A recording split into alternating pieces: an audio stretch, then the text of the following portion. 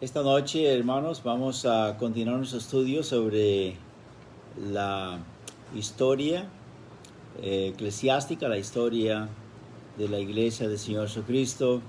Ya habíamos cubierto bastante sobre los primeros 3 siglos y comenzando con el cuarto. En el cuarto siglo hubo un hermano que se llamó Donato, y él, por supuesto, al predicar, al enseñar las enseñanzas del Nuevo Testamento, lo que había aprendido de los montanistas, novacianos, tertulianos, etc. Porque eso es lo bonito, hermano, eso es lo que ocurre, que un hombre de Dios aprende de otro hombre de Dios y de otro. Recordemos, como dije antes, ¿verdad? Que en ese tiempo, por supuesto, la imprenta no se había inventado todavía, fue años más tarde, ¿verdad? Creo que fue en el año 1490, 92, algo así, cuando en Alemania se inventó la imprenta, y entonces ya pudieron ser las Biblias ser imprimidas y ser distribuidas. Gracias al Señor por eso, ¿verdad? Pero estamos hablando de 1000 años atrás. Las copias del Nuevo Testamento que se tenían en ese tiempo, en esos primeros siglos, eran muy pocas, eran escritas a mano, y es más, no estaban tan completas tampoco. Se tomó bastante tiempo hasta que todo fuera compilado en un solo tomo. Por eso es que dice la palabra de Dios en Primera de Corintios. Vamos a ir a ese texto en Primera de Corintios, capítulo 13. Dice en el verso, capítulo 13,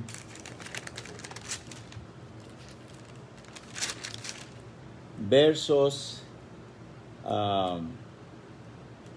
bueno, comencemos con el 8. El amor nunca deja de ser, pero las profecías se acabarán, cesarán las lenguas y la ciencia acabará, porque en parte conocemos y en parte profetizamos. Mas cuando venga lo perfecto, entonces lo que es en parte se acabará.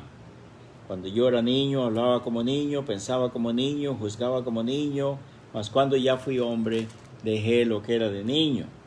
Ahora vemos por espejo, oscuramente. Cuando dice el apóstol Pablo aquí, ahora vemos por espejo oscuramente, ahora que no tenemos toda la revelación del Nuevo Testamento, que apenas se está escribiendo, se está formulando. Pedro está escribiendo su parte, Juan la de él, Mateo la de él, Lucas, Marcos, yo, etcétera. Cada uno su parte, pero no tenían todo completo. Por eso es, ahora vemos por espejo, oscuramente. No podemos ver todo bien claro. Mas entonces, cuando venga lo perfecto, cuando ya esté toda la palabra de Dios revelada, escrita, compilada en un solo tomo, entonces veremos cara a cara. Pedro va a darse cuenta qué importante rol él jugó con sus escritos, Juan también, Mateo, yo, etc. Ahora conozco en parte, pero entonces conoceré como fui conocido. Este texto, muchas personas, muchos predicadores lo usan para decir que en el cielo nos vamos a conocer. Eso no está hablando nada del cielo. El contexto es lo perfecto, la palabra de Dios, que estaba nada más en partes, en secciones, y que no estaba todo claro. Entonces conoceré cómo fui conocido. Yo mismo me voy a dar cuenta cómo es que los demás me estaban percibiendo a mí, qué fue lo que captaron y aprendieron de mí en relación con lo de los demás escritores. Y ahora permanecen la fe, la esperanza y el amor, estos tres, pero el mayor de ellos es el amor. Así que hermanos como Novaciano, Montano, Donato, Tertullian, eran hermanos también, sí, que estaban en esta misma categoría de Pablo. No tenían todo completo, pero eran tan fieles, hombres tan leales al Señor, que aunque fuera una porción pequeña que ellas tuvieran del Nuevo Testamento, la predicaban, la enseñaban, la practicaban y no permitían que otra cosa diferente se inmiscuyera en sus congregaciones. En este tiempo, mis hermanos, en el año, por ejemplo, 431, hubo varias prácticas antiescriturales adoptadas por la Iglesia de Roma. Por ejemplo, el culto a María, la Madre de Jesús, el orar por los muertos, el quemar candelas, la adoración o el culto para los santos, los servicios de la misa, el rito de la Eucaristía consistiendo de oraciones y ceremonias centradas en la consagración del pan y del vino como algo místico, y que en verdad se estaba representando el sacrificio de Cristo en la cruz.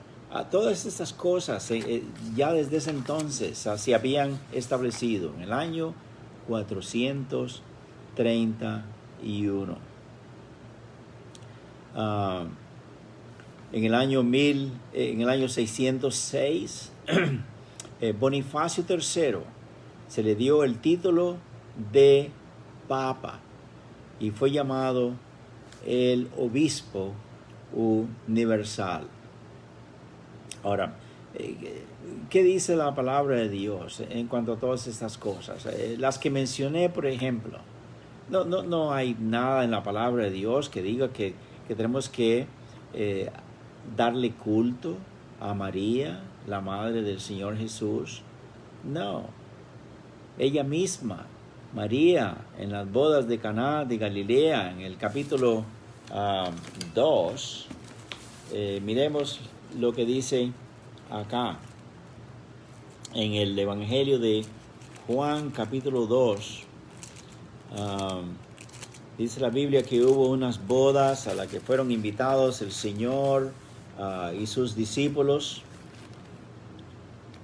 Y entonces, mientras se estaba celebrando la fiesta de las bodas, de pronto se dieron cuenta que no tenían suficiente vino, y entonces dice que faltando el vino, la madre de Jesús vino a Jesús y le dijo: no tienen vino. Y Jesús le dijo: ¿qué tienes conmigo, mujer? Aún no ha venido mi hora. Y su madre dijo a los que servían: haced todo lo que él os dijere. Hermanos, si hay algo que hace feliz a la madre del Señor Jesús, es que no vengan a ella, pero que vayan a su hijo. Haced todo lo que él os dijere. Este es un mandamiento, y creo que el único mandamiento que encontramos en la Biblia, ¿verdad? Estas personas, y por supuesto ellos fueron y se entendieron con el Señor Jesús. En Mateo capítulo 2 también, cuando la Biblia dice que el Señor Jesús ya había nacido y unos magos de Oriente venían para trayéndole regalos de oro, de incienso y de mirra. Dice que después de pasar por las diferentes situaciones y problemas que tuvieron, se les perdió la estrella, no la encontraban, no sabían dónde estaba el niño, pero ellos fueron a Jerusalén y comenzaron a preguntar ahí si alguien sabía dónde había nacido el rey de los judíos. Y dice que una vez que consiguieron la cita de la Biblia, de que sí estaba escrito que tú, Belén, de la tierra de Judá, no eres la más pequeña entre los príncipes de Judá, porque de ti saldrá un guiador que apacentará a mi pueblo Israel. Y dice la Biblia, pues, que ellos ya cuando supieron eso, se fueron para Belén. Y dice verso 11, cuando lo encontraron, y al entrar en la casa, y estos hombres son hombres grandes, importantes, dignatarios, son reyes. Y dice que al entrar en la casa, porque esto no fue cuando el niño acababa de nacer, esto ya por lo menos tenía 2 años de edad el niño. Y al entrar en la casa, no al pesebre, al entrar en la casa, vieron al niño con su madre María, y postrándose, mire que no dice la palabra de Dios aquí, los adoraron en plural a los dos. No dice tampoco la adoraron a ella, pero más bien dice que ellos tres, si es que eran tres, no sabemos qué número eran, ¿verdad? Pero suponiendo que fuera el número que fuera, y postrándose, lo adoraron. ¿A quién? Al niño. Al niño. Lo adoraron, y abriendo sus tesoros le ofrecieron presentes, oro, incienso y mirra. Así pues que esto que ocurrió en este siglo, con el catolicismo proclamando que se adore a María, la Madre de Jesús, es completamente contraria a la palabra de Dios también. El orar por los muertos también. No hay nada ya que se pueda hacer por los muertos. La palabra de Dios dice que el que se muere creyendo en Cristo como Salvador personal es salvo, y que se muere no creyendo en Cristo como su Salvador personal, no hay nada más que va a ocurrir. No es nada más que va a ocurrir.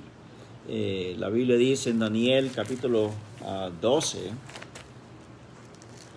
Jeremías, Ezequiel, Daniel capítulo 12, versos 1 en adelante, en cuanto a la resurrección de los muertos.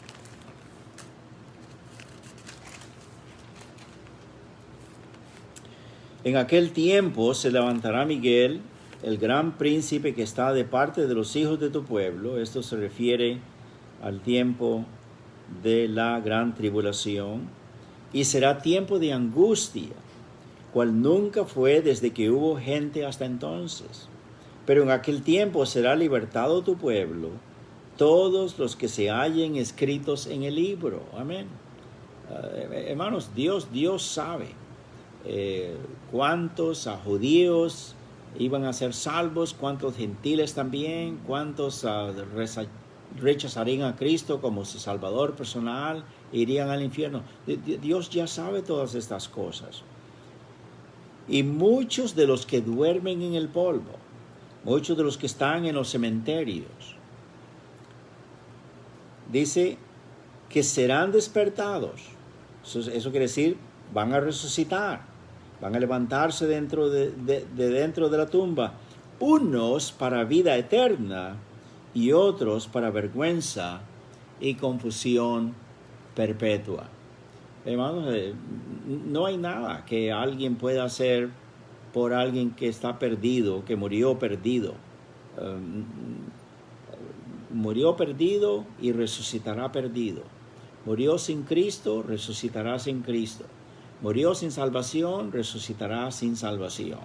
Por eso es importante que usted, mi amigo, usted, mi amiga, ya resuelva eso. Es lo más importante en su vida. El definir en usted mismo, en usted misma, si ya tiene perdón de pecados, si ya conoce a Cristo como su Salvador personal o no.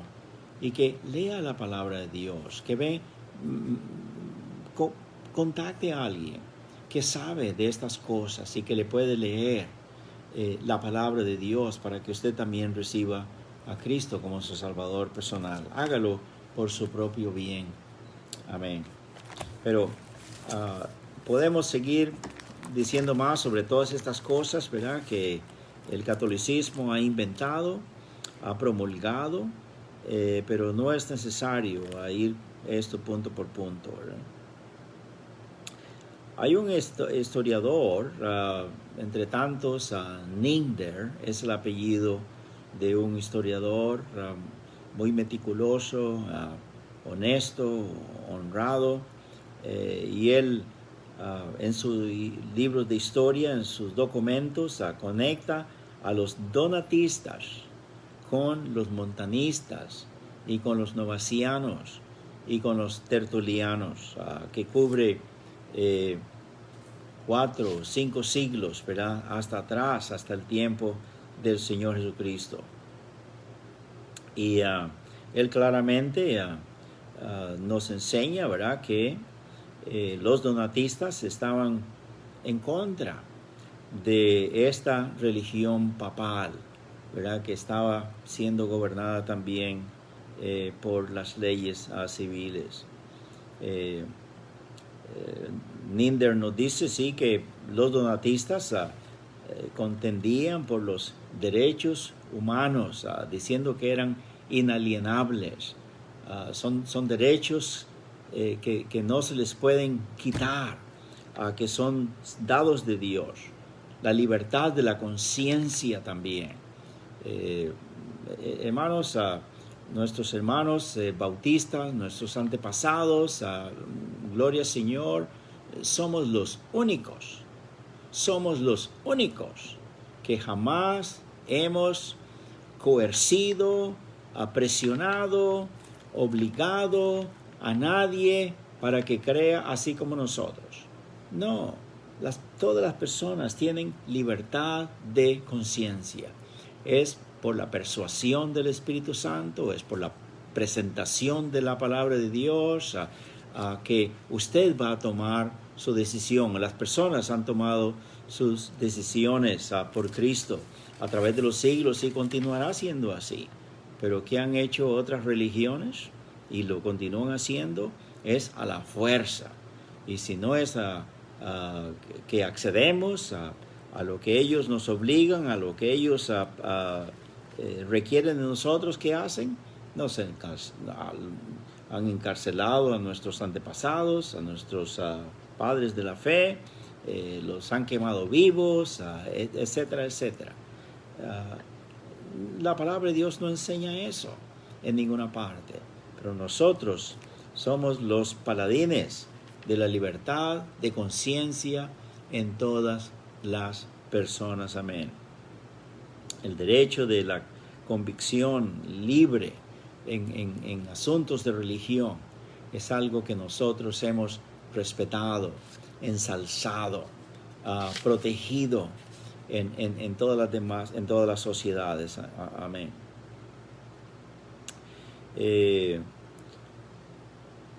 Gibbon también, otro historiador, en su libro también dice que cuando Roma declinó y falló, el Imperio Romano, al contarnos esas cosas, por supuesto, como todo eso es coetáneo, quiere decir del mismo tiempo, de la misma era en que los montanistas, novacianos, tertulianos, donatistas existieron, vivieron, y sus centenares de congregaciones, millares de hijos de Dios Él los conecta a todos y los identifica como siendo uno de la misma fe y práctica. Qué cosa más linda, hermano. Esto a mí me estremece de gozo, de orgullo santo delante del Señor, y gloria a Dios.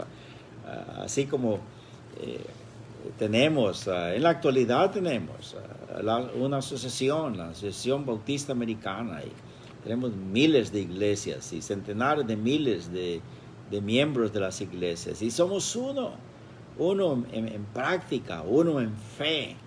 Amén. Y solamente estamos dispuestos a comprar la verdad, pero no a venderla. Amén. Y esto es heredado también de todos estos hermanos del tiempo pasado. Amén.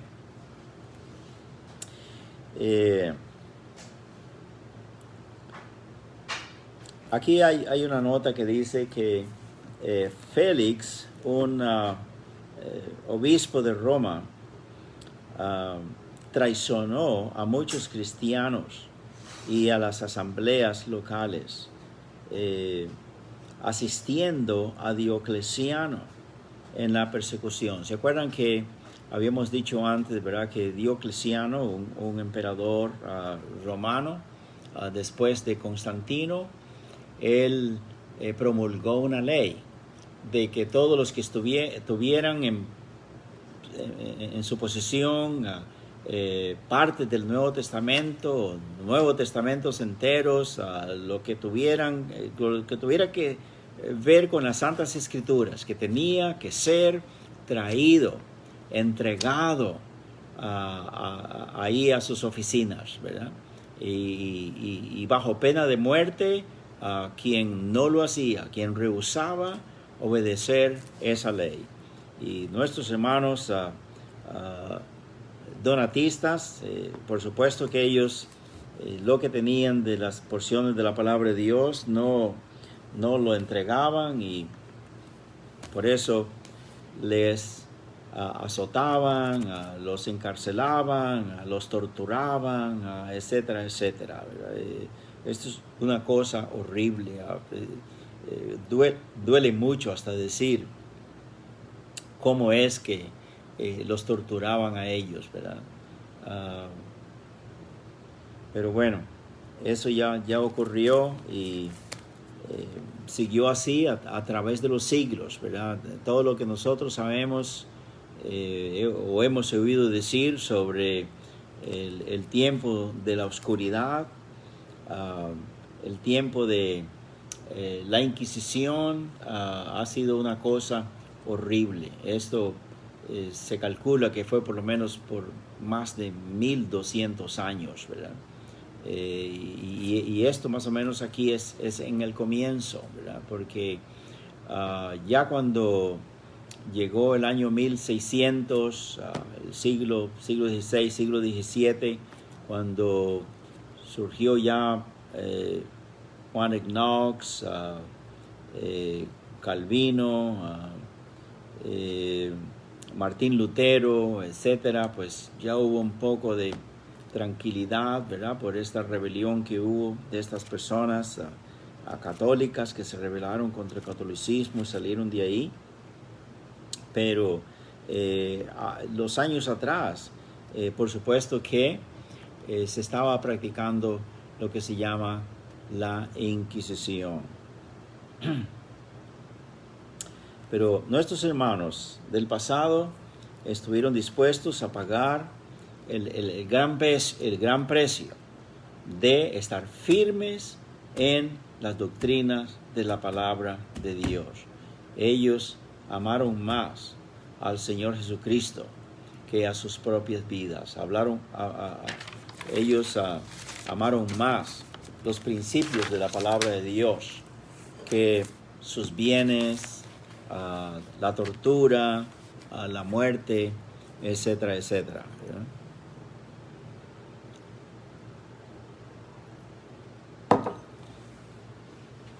Una de las cosas que es importante que sigamos repitiendo es que estos hermanos, tanto los montanistas, novacianos, donatistas, continuaron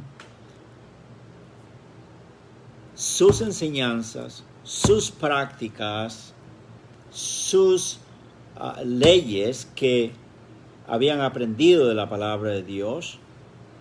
Hermanos, se remontó hasta el tiempo de la Reforma, ¿verdad? Que fue en los años 1535 más o menos.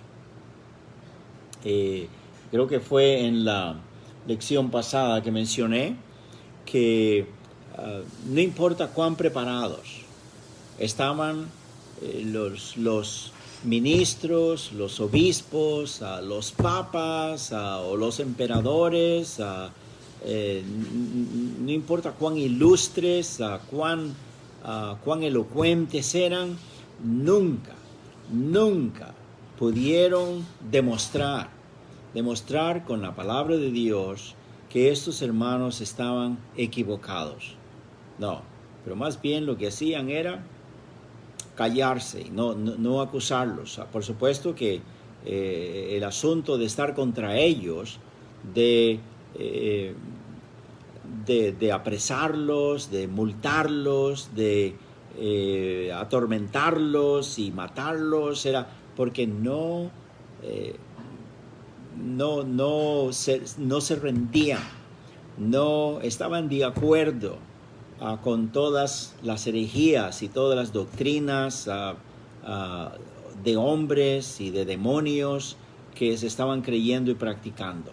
Y por eso es que venía todo este odio contra ellos y toda esta persecución y toda esta muerte. Pero nunca nadie fue capaz, ni son capaces todavía, de probar que nosotros, los bautistas, a través de la historia, hayamos estado equivocados en algo que la palabra de Dios nos dice, ¿verdad?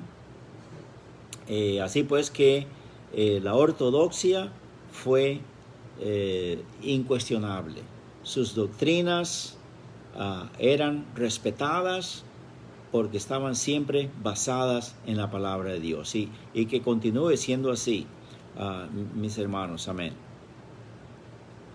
Una de las cosas que ellos enseñaban, practicaban, era que cada iglesia era independiente y que se gobernaba a sí misma.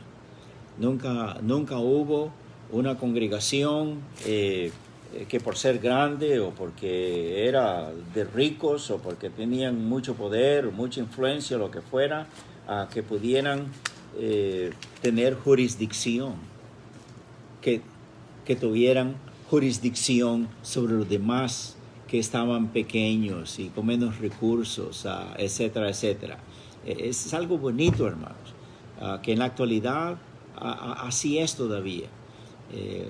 Yo me gozo, por ejemplo, en las asociaciones, reuniones que vamos,